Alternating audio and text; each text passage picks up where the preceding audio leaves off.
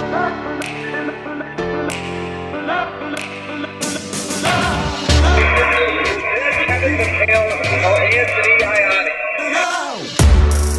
Anytime you're shortcutting it, you're probably cheating some people.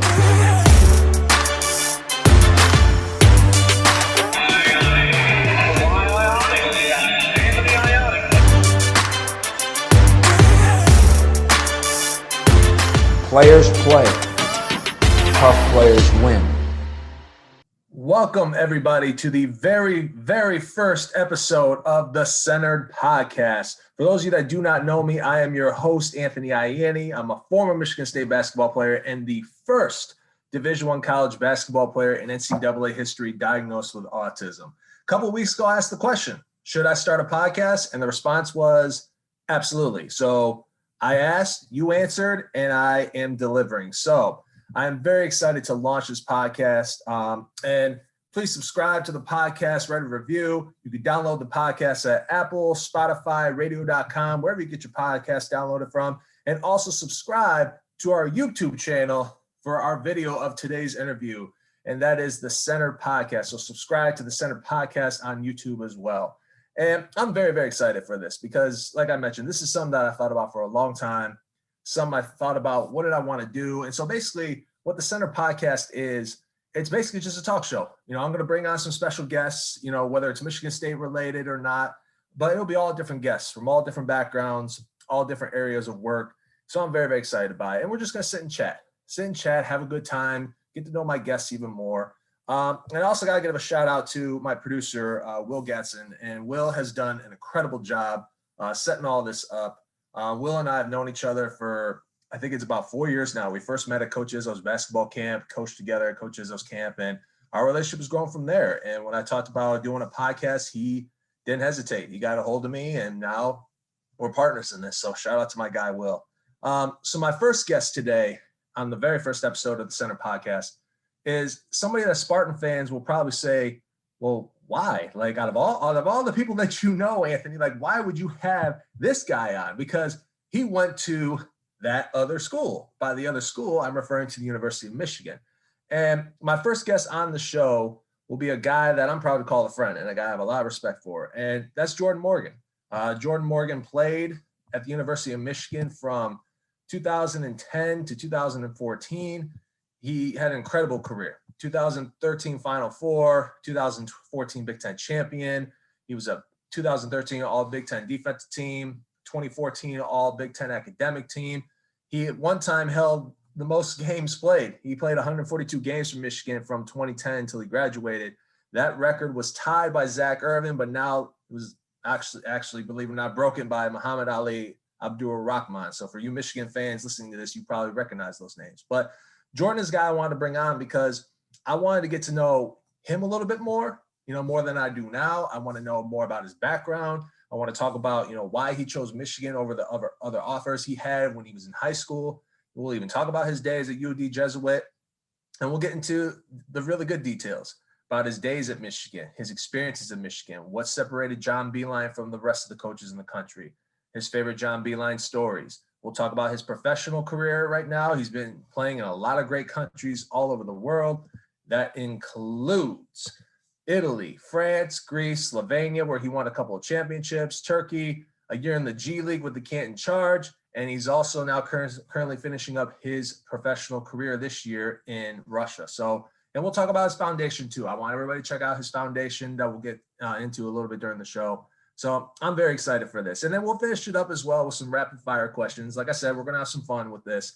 And then I want Jordan, and this is kind of going to be the theme of the show for every guest I have. I want Jordan to give us his positive message for the week for you listeners out there. And then I will end the show as well with a positive message myself, because that's what we all need in the world today is more positivity for everybody. You know, I know there's a lot of things going on in the world today. So if you could take one thing from this show, it's that there's always positivity out there in the world today. So very excited to get in it with Jordan Morgan here. Hope you guys enjoy it. All right. Well, you know, as I mentioned in the intro, I brought in a guest that a lot of people will definitely recognize. And some people will probably question, out of all the guests, you had to have this individual from this school on first. And I said, well, yes, because I love this guy. He's a great friend of mine. He had to wear the most interesting shirt Yeah. today, the Fab Five shirt. Represent the Fab Five. Yeah. Go blue. So J-Mo, like I want to tell the people how we met initially, because we didn't meet, by basketball. We actually met through your wife, because for those that don't know my background, I do a lot of traveling, a lot of motivational speaking, and I think it was 6 years ago that I spoke at the Miss Michigan pageantry and conference, and then I met your wife KT, and we were starting to talk, and she said, so you played basketball at Michigan State. You may have played against my boyfriend when you were there. Yeah. What's your boyfriend? And she goes, oh, Jordan Morgan. I'm like, oh, no way. Yeah. No, it's crazy enough. It's funny. I think a good way to describe it is it echoey, or is it just me? No, you're good. Okay. I think a good way to describe it is that we met doing good work, and that's kind of become the foundation of our friendship. Is that obviously me, my wife KT, like we are very community oriented, both of us, and then you yourself obviously is a big figure in your community, in the anti-bullying and the autism community. And, you've become really just a very vocal advocate in that space. And it's very inspiring to watch. So, it's really interesting, as you put it, to how we met, that it was just completely unrelated to basketball. And it was more about just, you doing really good things, my wife, she's doing good things. And then, we've been able to connect in a lot of meaningful ways over the years, and both of us doing, good work that transcends, that rivalry, our rivalry. And it's funny you bring that up, because, one of my biggest rivalries in high school was Holt High School. And, when we were in high school, we couldn't stand each other. Like we absolutely hated each other. And this being in the rival of Michigan State, like it's just trash talk like no other. And step on the floor, you want to pound your opponent, no matter what. Yeah. So, but fast forward to like 14, 15 years later, I'm like good friends with a lot of those guys at Holt High School, because like you said, the respect factor that was there and that has carried over years later, it's just amazing to me how all that has happened. And, and there's a reason why I have such great respect for the University of Michigan. It's because it's brought out great individuals like yourself who've gone through incredible things and do great things in the community. But, we've known each other for about 6 years now. And, I was telling my producer, Will, before we got started, there's some things I didn't even know about you. And one of them was you weren't even born in the state of Michigan. You were born in Illinois. Yeah.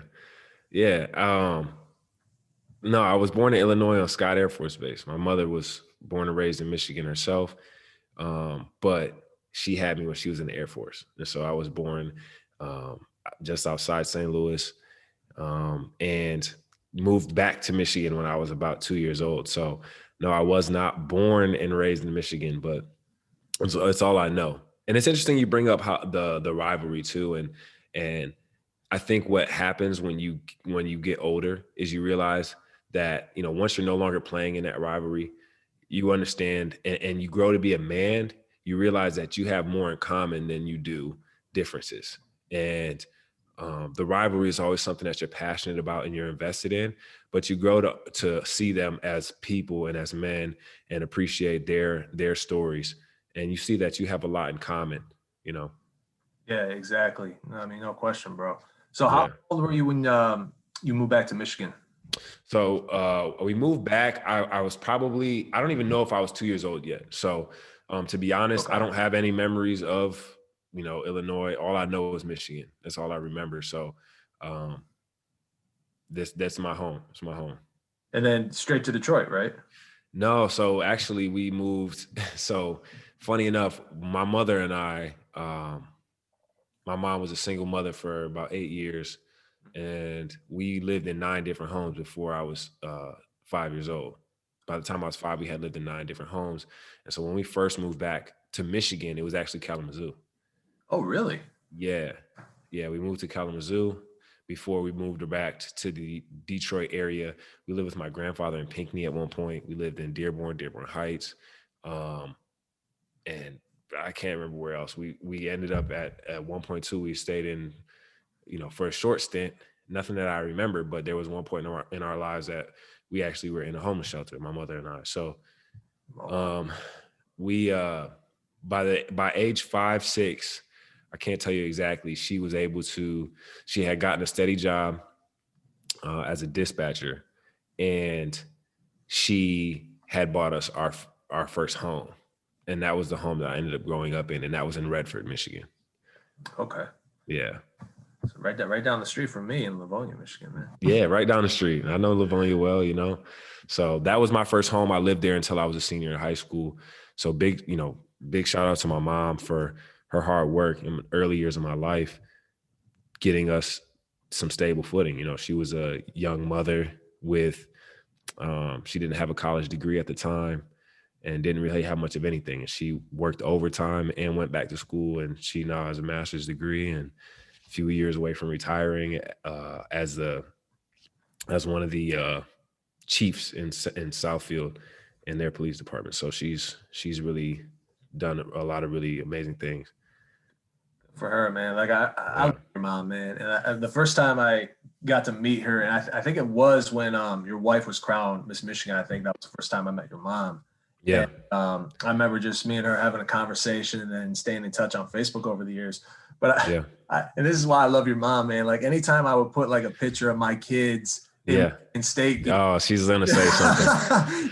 she would always say to me, "Yeah, you gotta put him in some maize and blue." Yeah. You know where your heart lies. She's not gonna hold back, that's for sure. She'll tell that to my siblings. She's definitely not afraid to tell that to you. So, it's just the reality of growing up in Michigan. Like I said, I've got siblings that went to Michigan State and friends, and it's just, I'm sure it's a divided family in the state. Everybody's divided. Oh, for sure. I mean, my dad grew up in Dexter, as you know, which is like minutes from Ann Arbor. Yeah. My dad and my late uncle, they were the only two in their family who were Michigan State fans. Everybody else were diehards. And my grandfather, my late grandfather, he was superintendent of Dexter schools for a while. Okay. But he bought season tickets and was a donor for Michigan. He has like his own little brick somewhere outside the big house. Wow. But he was a diehard, man. And so I mean, you understand it. So growing up in Redford, like how much do you think has changed in Redford today than when you were growing up?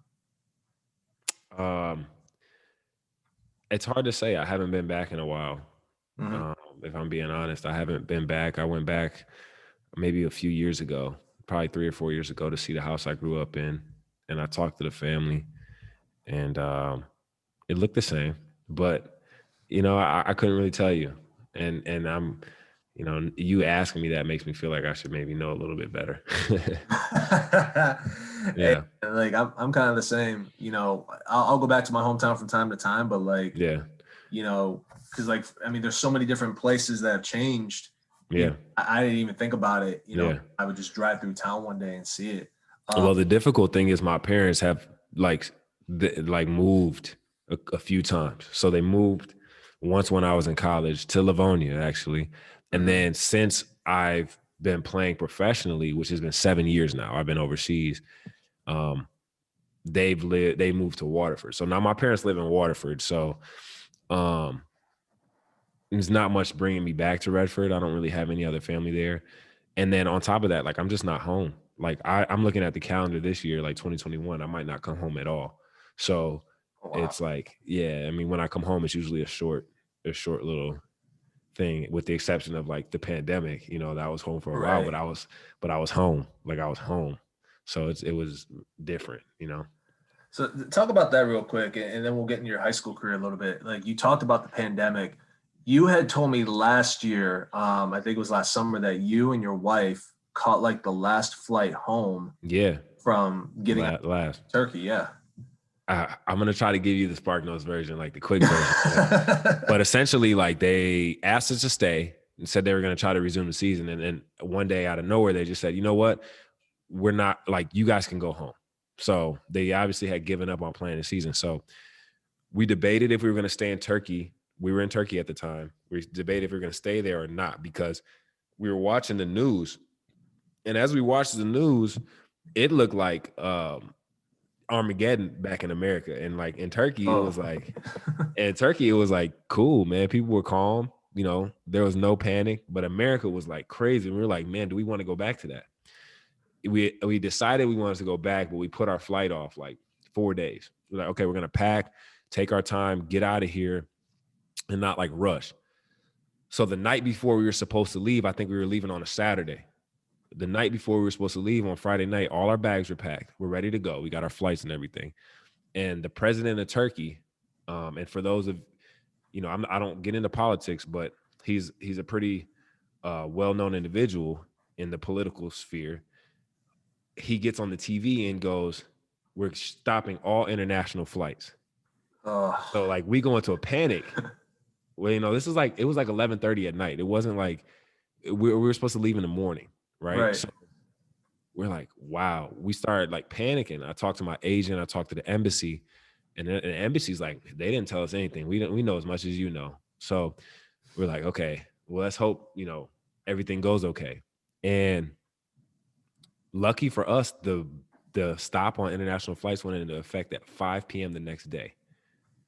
They had already stopped like a week or two before, had already stopped flights to New York because New York was like a bad, like an epicenter. So the only flights to America from Turkey were to Washington, D.C. from Istanbul. Our flight was at 3:30 and the band went into place at 5 o'clock. So then I had one teammate that actually waited and was supposed to leave like 2 days later and ended up not even being able to leave for weeks. It was. So we were like extremely grateful. We went from like debating if we wanted to stay to like panicking, thinking we were going to get stuck in Turkey. But thankfully we made it home safe, and our trip home was smooth.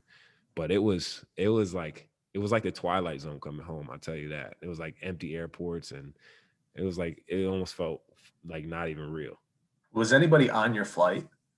So our flights were pretty empty, except like our flight to New York or our flight to DC was full, except they wouldn't put people in the middle seats.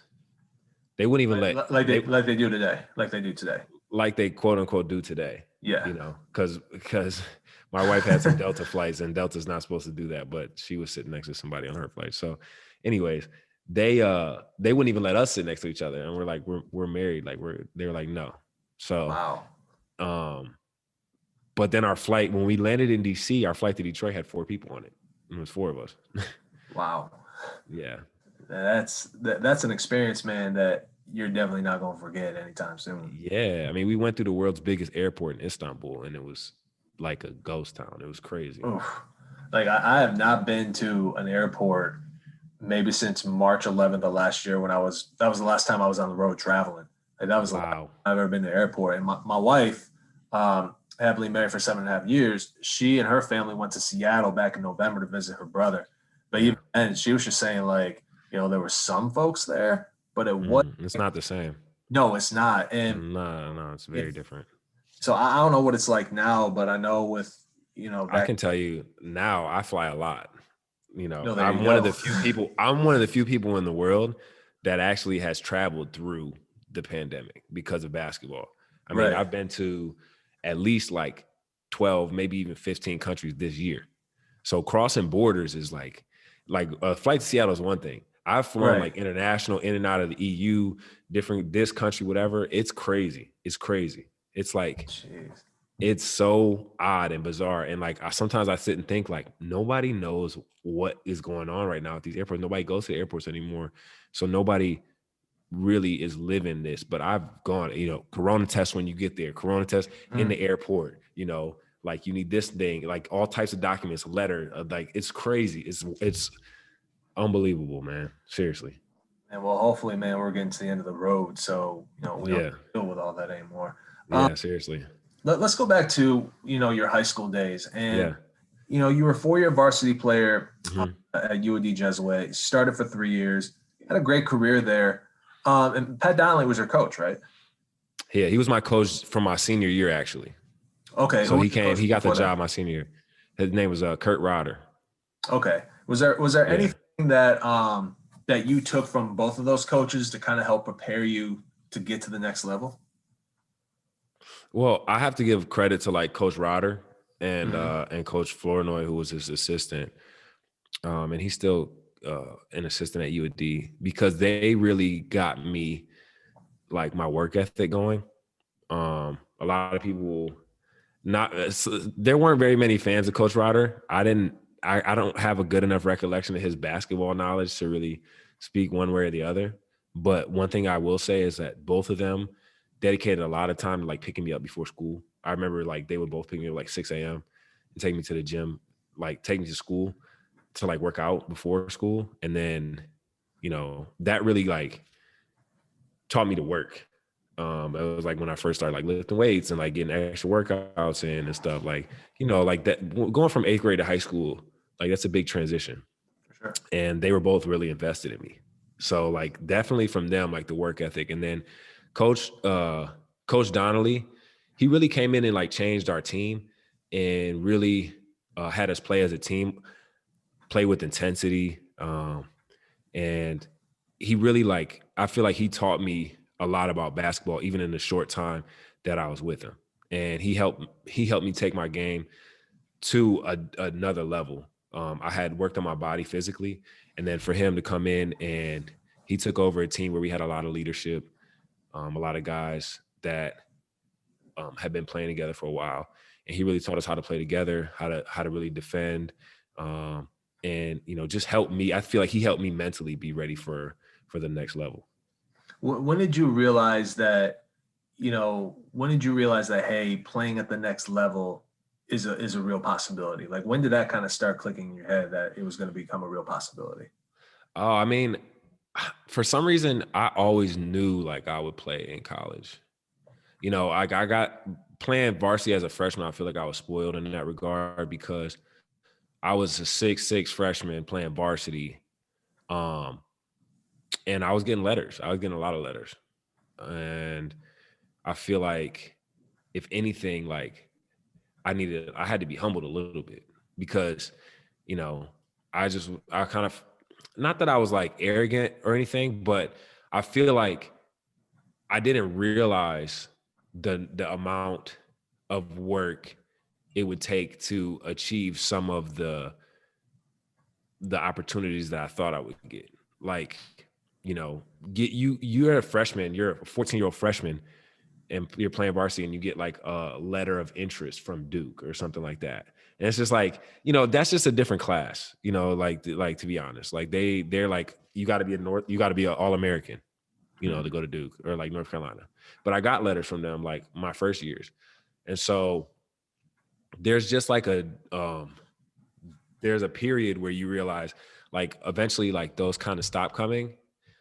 And then like you kind of start to realize kind of where you fall, where you Right. fall in the spectrum. So I knew I would play college basketball. I just always had a different approach to it. I just knew I was different. I always was like very interested in the educational institutions. So like Notre Dame, Stanford, like Purdue, Michigan. Those ones always really drew my attention because I was a student and I loved school and engineering, and I was weird. I was a nerd like that. So, I always just had that thought. So for me, it was just more about finding my place, I feel like. So what separated Michigan from the rest? It's really interesting because early on in my high school days, like I didn't like really even consider Michigan before Coach Beeline. I remember going to some of those games and seeing guys like Daniel Horton and stuff like, and like taking in games at Chrysler, but like it wasn't like a basketball school, Right. To me, from my limited knowledge, like I didn't know about Michigan before all the things happened that like debilitated our program, Right. And but I grew up a Michigan football fan. Like my grandfather had season tickets when my mom was a kid. So like I loved Michigan, but it was weird that I didn't really like think about that. It was just like, well, they're just not a basketball school. Like I don't want to play there. And it really all changed for me, honestly, when Coach B got the job.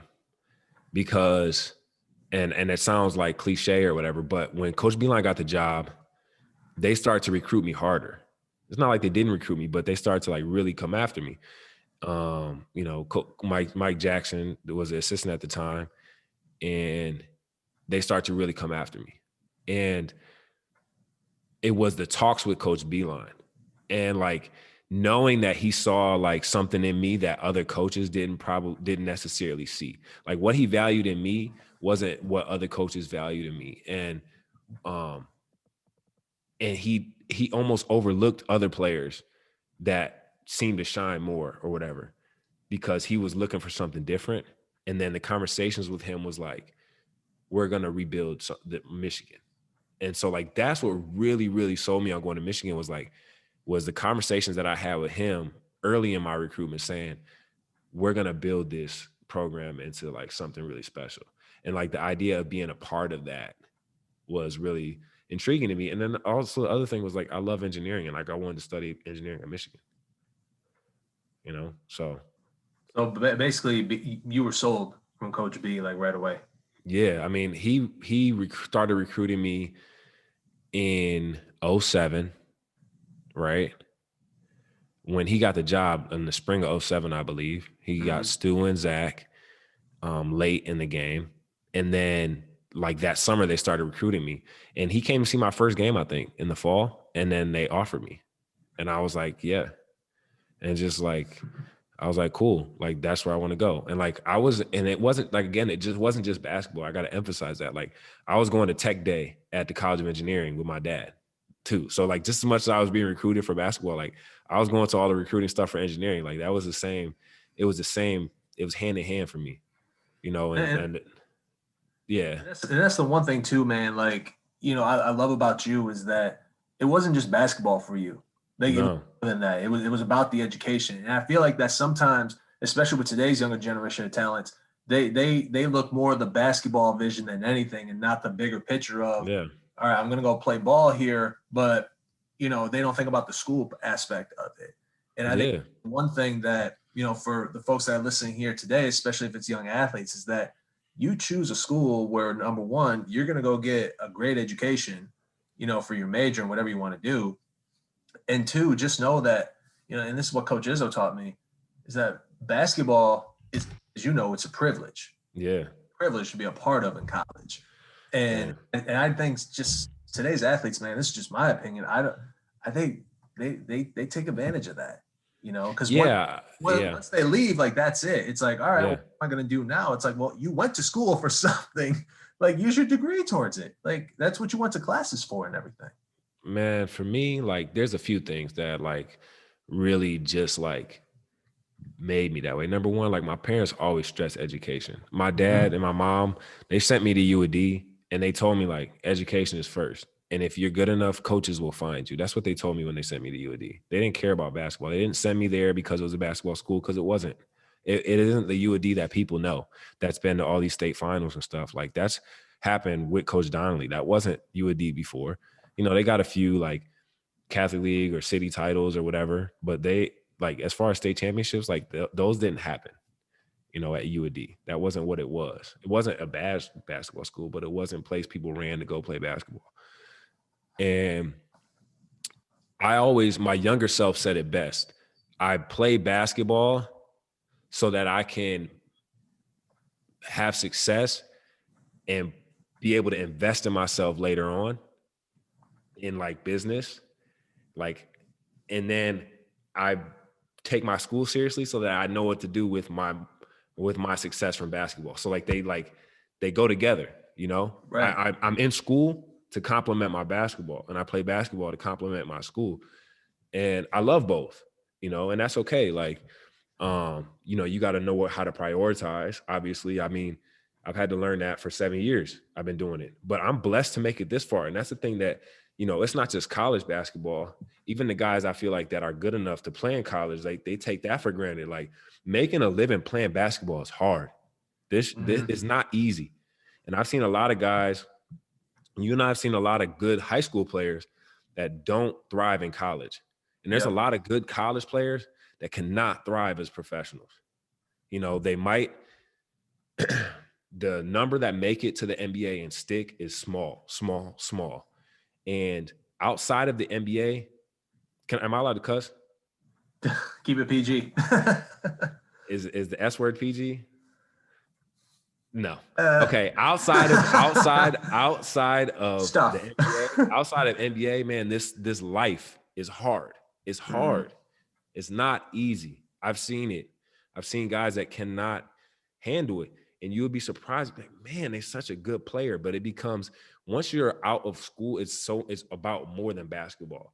It's like so much more that goes into it. Your life off the court, how you handle the management and the coaches, how you handle the pressure, how you make decisions about where to play and how you train. And like, nobody's watching you anymore. It's hard to be a pro. It's hard.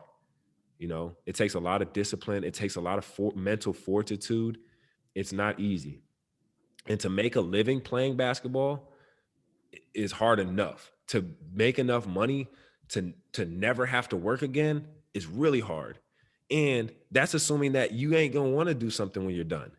So, you know, you got to consider that. Number one, making enough money to never work again is like such a small number of people in the world. You know, you're going to have to do something. And even if you make enough, you see the people that make enough, they still want to do other things, you know? So you have to take those seriously. And I was just like, my mentality was, I'm at one of the best institutions in the world. I'm not going to be stupid and waste this. Like, even with my fifth year, I got a whole master's degree. That was a 1.5 year program that they told me, my advisors told me to my face, you're not going to be able to finish it. And I just like racked up as many credits as I could. Like, what can I do? And racked them up and finished it. And they were blown away at the fact that I did that. So my thing was, I'm going to make the most of it. Like, I'm going to school on somebody else's dime. Like, my master's degree, I can't tell you how many tens of thousands of dollars that cost for 1 year of school that I had them pay for, you know, because the reality is everybody talks about this in sports. Like, oh, you know, the NCAA is, you know, utilizing players and compensation in this. And yet some of that is true. And I agree, right? There has to be more equity in it. Yeah. But at the same time, we got to do a better job of getting our share.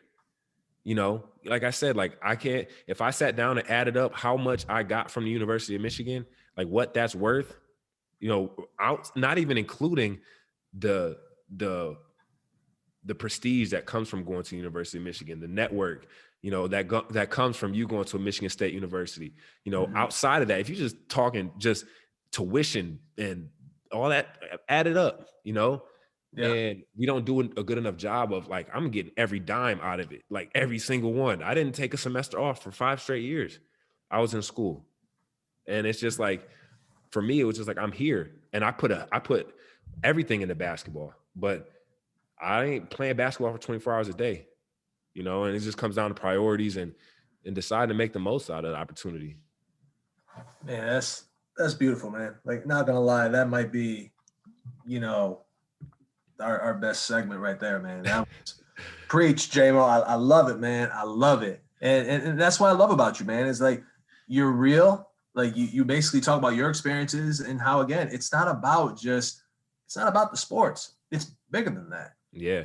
And I think that's what, you know, what I'm always going to refer to folks, especially young athletes, is I'm always going to refer to you. It's like, look, like, here's a guy who went to Michigan, but it wasn't always about, you know, the sports for him. It was bigger than that because he wanted to, like, you know, do other things outside of sports. Yeah. And speaking of sports, so you mentioned that you were at Michigan for 5 years. Mm-hmm. You started your first year, you know, so probably about, I would say maybe your first 1.5 years was like kind of a down slope for Michigan at the time. Yeah. We've had this conversation before, and I saw you on Stu Douglas's podcast. You guys had this conversation too. Yeah. What was the turning point for you guys to look at each other and go, you know what?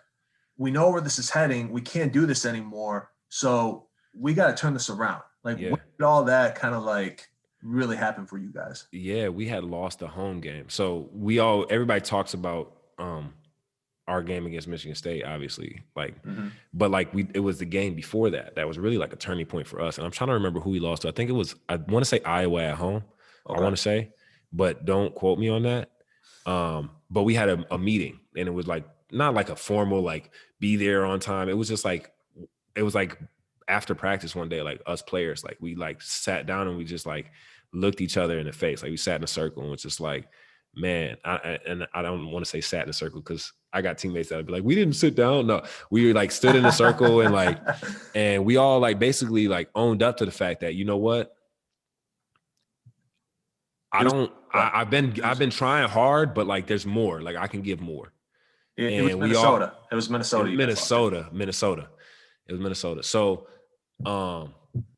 it was like we all just looked at each other like we've been trying hard, but we can give more. And like we basically just owned up to the fact that we weren't giving each other enough, giving enough to the team. And we just all just kind of looked at each other and promised to like give each other everything, you know, give the team everything. And that was the prelude to the Michigan State game, was a moment when accountability in our team became like really real. And it was like, we could all look each other in the face from that point and be like, you know, we could all call each other on our stuff from that point, you know, like, because we all owned up to it. We all said we were going to give everything we had. And from that point, like once your accountability is there, like you can start to trust each other and really build like a strong team. And I'm sure you know exactly what I'm talking about.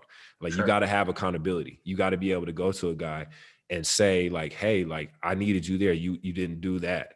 Or I need you there next time. And he has to be able to say the same to you. And so it started with that. It started after that game. And, you know, the Michigan State game is kind of like the result, you know, it's the aftermath. It's, you know, it happened because of that conversation and that atmosphere that we all just kind of had just a moment where we just all decided to just own up to our stuff and give it everything we had for at least for the next game. And we just took it day by day from there, man. And we just, you know, one win just rolled into another. And we were rolling at that time. We went from last place to fourth in the Big Ten and made the tournament. And it was just like, you know, from then on, like making the tournament just wasn't enough. Mm-hmm. And like you said, it wasn't just enough, but like, and I'll never forget that game, man. Like Stu hitting that three for Draymond. I was like, you kidding me, man? Like good deal. Like, but like you said, you know, that one win kind of had a snowball effect where now you made the tournament. Yeah. Now you win a Big Ten championship the next year with us in Ohio State. Then you go to the Final Four, the national championship game, and you were on the verge of, you know, getting back to the Final Four, but you 2 seconds away from back to back. But yeah, like you said, like, and that's what I was amazed about with you guys and Coach B was that, you know, that one win just like snowballed into something bigger, you know, the next 2.5 years later. Yeah.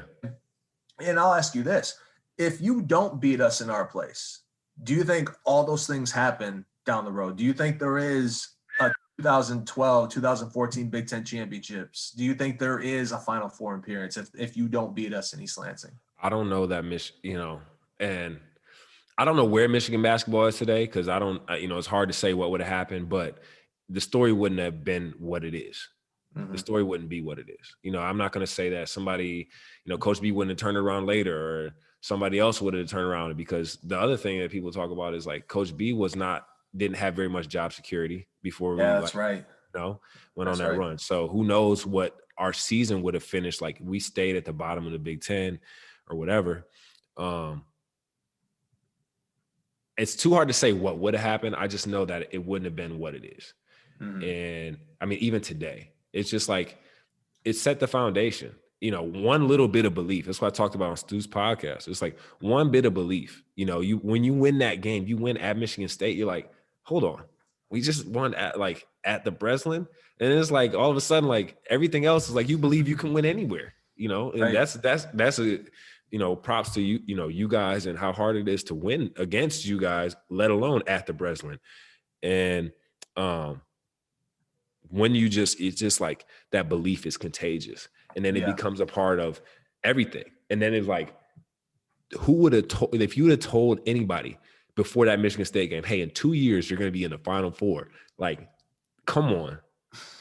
Seriously. But that's what happens. You got one little bit of belief. You take things one day at a time, and you really like start to see the value in, you know, really like hard, deliberate work. You know, Coach Beeline is very deliberate in everything he does. And he was always deliberate in our practice and in our work. And when you plan your work like that, and then you work your plan, people say that all the time. It's cheesy, but that's really how we did it. It's just like he was very deliberate about it, and we just stuck to it one day at a time. And the results, you can look at the results for yourself. Coach B, we've had this discussion before. I've always said that out of all the coaches that I've had the honor and privilege of shaking hands in that handshake line, he was number one on my list when it came to the most respected coaches. Yeah. When I was playing, because I don't tell a lot of people this story, but after we had beat you guys my senior year in East Lansing on Super Bowl Sunday, this was after you guys beat us 3 in a row. Coach Iz put me in with like 45 seconds left in the game, and it was a big deal for me because, like I mentioned, about 3/4 of my family are Michigan fans. Yeah. Wife and her family are Michigan fans, so I live in a house divided out here. Yeah. But like for me, it was a big deal. And so after the game, we go through the handshake line, and Coach B shakes my hand. As I'm going to the next guy, he brought me back and says, "Hey, I just want to let you know I thought it was really cool that Tom got you in the game today. He tells me how much you work your tail off in practice, and I just want to let you know that." And so that's when I was like, how can I not root for this guy? Like, this is awesome. And so, and when he retired, man, or when he left for the Cavs, I was like, wait, what? Like, I thought he was going to retire in Michigan. I thought that's why he was going to retire. And, but I have so much respect for him. And I got to ask you this question. A lot of people ask me, what's your favorite Tom Izzo moment that you've had as a player? What's your favorite John Beilein moment that you had in the 5 years you were at Michigan? I think I would have to say, like, it's tied into my favorite memory, which is my senior night. And I say my senior night because I was the only senior. Right. So, that was just like a really special, like, it's just an amazing day. I had everybody there. KT was there, my girlfriend at the time, my parents, my family. And man, 5 years with Coach B, and like, looking at, I could name this long list of reasons why it's so special, right? Like seeing the transformation of our team, of our program, of like the university, of our facilities, of like, it's just like night and day. And it's just like, there was like this moment of like, when, you walk out on senior night, you shake Coach's hand. And we were already outright Big Ten champs at the time. And it was just like, it was like this moment we got to share. It was like triumphant, like thinking back to those conversations in that office, right, with him, like, we're going to change Michigan basketball. Then to like fast forward and like you're together on that court, and it's like, we did it. And that to me, like nothing can compare to that, like that moment, like that day for me at Michigan. It was just such a triumphant moment, like at home on our home court. Everything was different from when I got there. And it was just like, it's like vision, reality. And it was like, it's almost like a miracle, almost. And like you said, like everything he sold to you, it came true. And that's a testament to his coaching and what he's doing for you guys, but also testament to you because you put that dedication into U of M. And just in looking at your career accolades, Jordan, we already mentioned you're a 2-time Big Ten champ. You've been to the Final Four. You were all defensive Big Ten, all Big Ten defensive team in 2013. You were all academic in 2014. And this is a stat, maybe one of my favorite stats with you. You played 142 games in Michigan, a record that stood for a while, and then Zach Irvin tied it. And then not long after that, Muhammad Ali, Abdul Rahman broke your record. I was like, man, you had to play one more game than me. You had to play one more game than me. Right. Yeah. And it's like it's just day by day, I look back and it seems like a blur, but it was like it's a whole part of your life, and I'm sure you know exactly what I mean, but like you look back and it's just like, man, it went by so fast. So I gotta get into this real quick. And then we're gonna get into the fun stuff, man. Cause like part of the podcast is I want to be able to have fun with this. All right. I didn't know this until I looked it up. So, throughout my family has met presidents. My dad, my mom, and my sister met Bill Clinton, 26 years ago when he spoke at Michigan State. I got to meet President Obama, on the aircraft carrier my senior year. Yeah. But then as I'm doing, more research on you, I saw that President Obama gave you a shout out. Yeah. at U of M's commencement ceremony.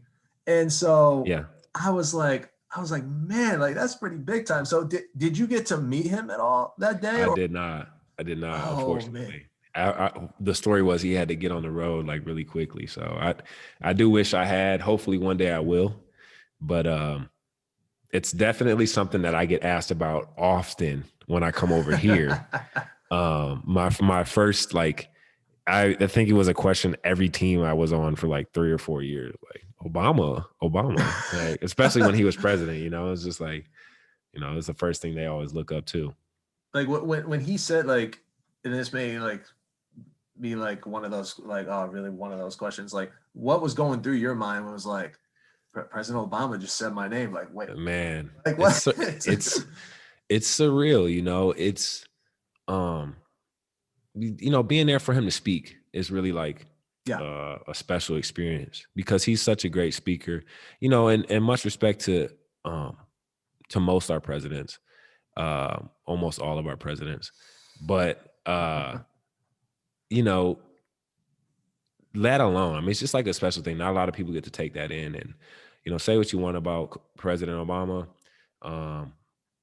He's an inspiration to a lot of people, and to be there alone is like one thing, but like for him to even just like mention you and speak to you and your accomplishments, you talk about that moment on the court and then all of a sudden, like the next week, like Obama's like congratulating you for everything you accomplished. And it's just like, man, what else could you want, at that point? Yeah, I remember to me, when we met him, I mean, they took us in this tent behind the court and, Secret Service was giving us all these rules. You're not allowed to call him Mr. Obama. You're not allowed to call him dude. No way. Yeah.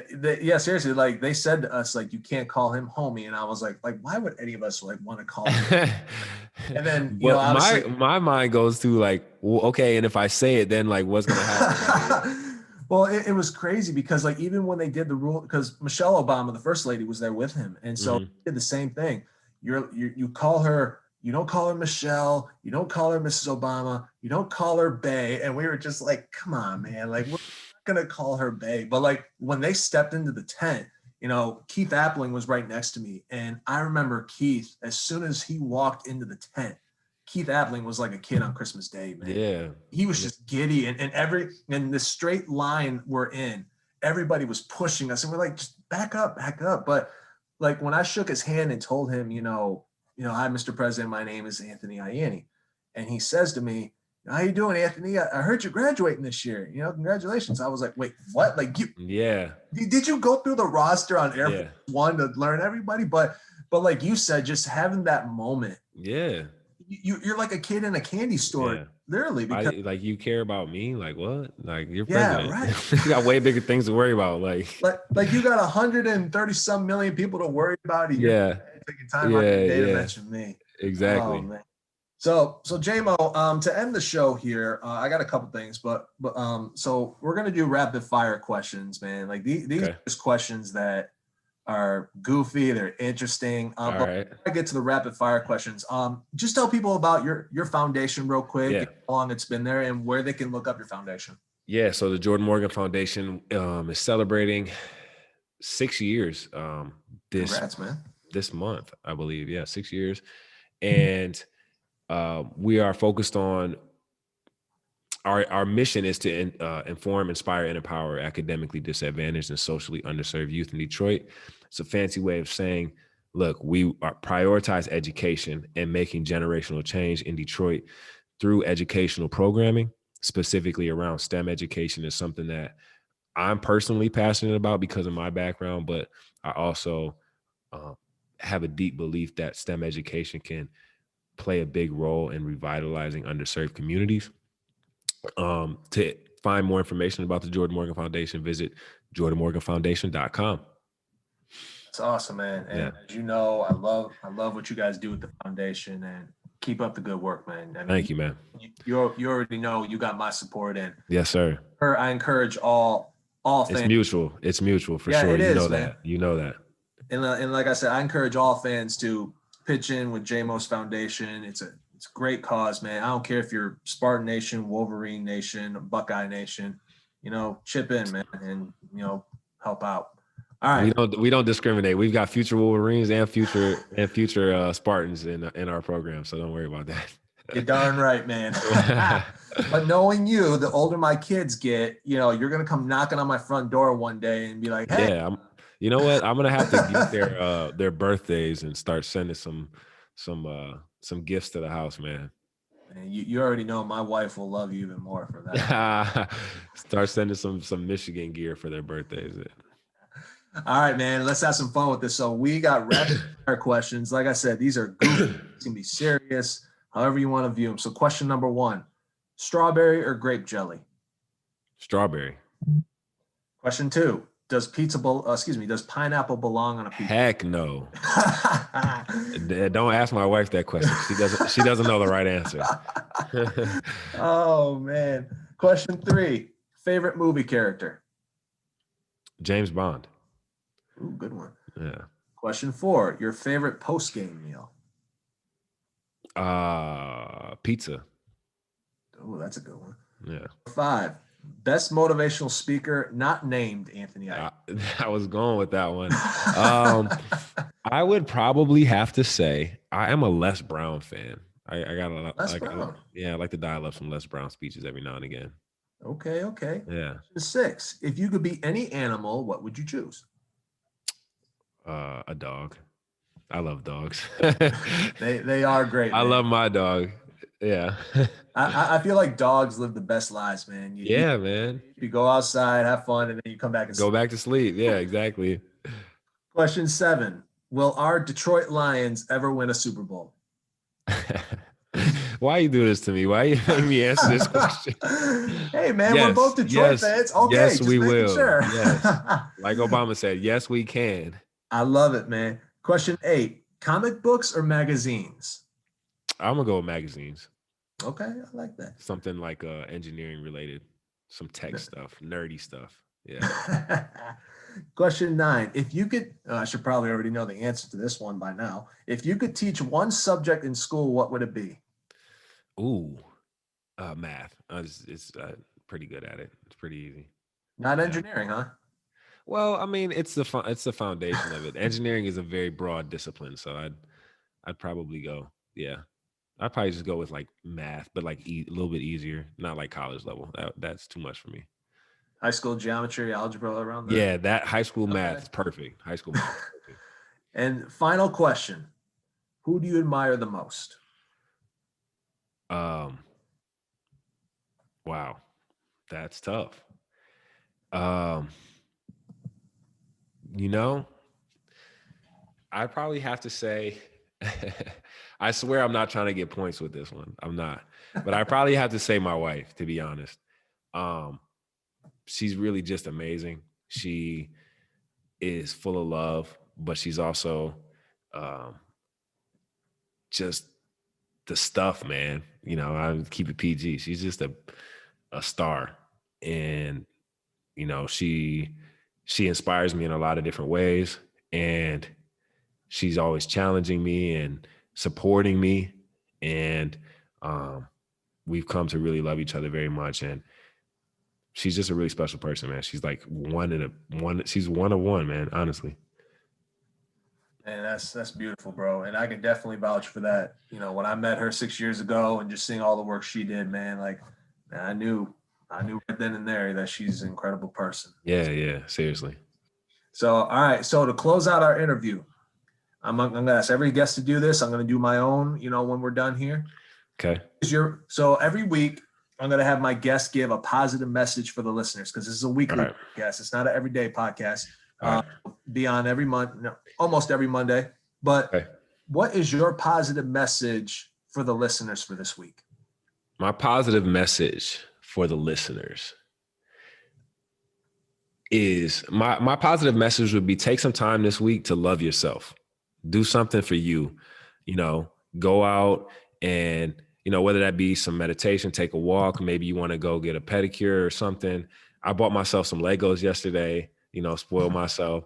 Just, do something and treat yourself nice, because it's been a hard last year with this pandemic, and it's been hard on people in a lot of different ways, especially like mentally, emotionally, spiritually. So take care of yourself, and especially set aside some time this week to love on yourself a little bit. I love it, man. Ladies and gentlemen, my first guest on the Center Podcast, my man from the University of Michigan, a great Marine who I will always love and respect, even though he went to a rival school. Jordan. Bigger than ball, man. It's bigger than ball. Yeah. That's what it's all about. J-Bo, Yeah. Bro, I love you. You already know I got your back for life. And thanks too, bro. Man. Thanks, man. I appreciate it even more. Of course. Thanks for having me. Thanks, man.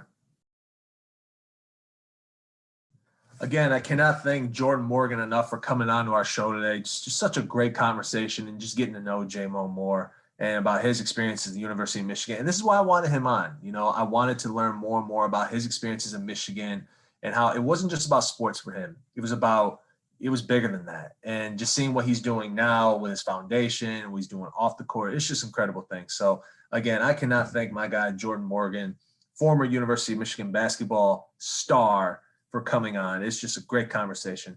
So at the end of every episode, I want to leave, like with all my guests who leave a positive message for the week, I want to leave one of my own as well for, a positive weekly message for everybody. Just having the conversation with Jordan and what he said toward the end about, loving yourself, taking time for yourself and enjoying life. I want to take it a step further than that. And my positive message for the week is, if you work hard in life, my father always taught me the harder you work, the more you earn. And that's true. If you follow my career, you follow my story, that statement's true. If you listen to this and you listen to Jordan Morgan and just listen to where he was and how he had his academic advisors doubting him whether or not he could actually get his master's degree, and he's got his master's. And so that's because he worked his tail off, and he got more and more because of the harder he worked. And so the harder you work, the more you earn. And just know that you take things step by step, second by second. Don't cram everything all into one, because if you do, you're going to lose your mind. Your mind's going to go crazy. You're going to stress out. You're going to have anxiety attacks, whatever the case may be. Just stay in the word I'm looking for here is basketball terms. Just stay in the zone. Stay with what's in front of you. Take things one step at a time, day by day, second by second, whatever makes you comfortable. And just know that you need to believe in yourself, because if you don't believe in yourself, nobody else will. So the harder you work, the more you earn. Take things one step at a time, one day at a time, 1 second at a time, and always believe in yourself when others don't. Just like Jordan did. Some folks didn't believe him. Look where he's at today. Just an incredible first episode. Again, I cannot thank you guys enough for listening to me. Have an incredible week, you guys. Peace and love. Thank you so much.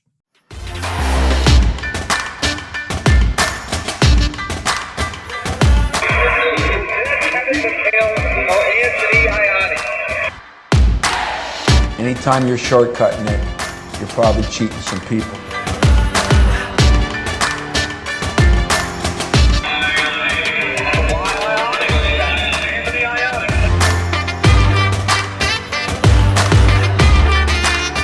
Players play. Tough players win.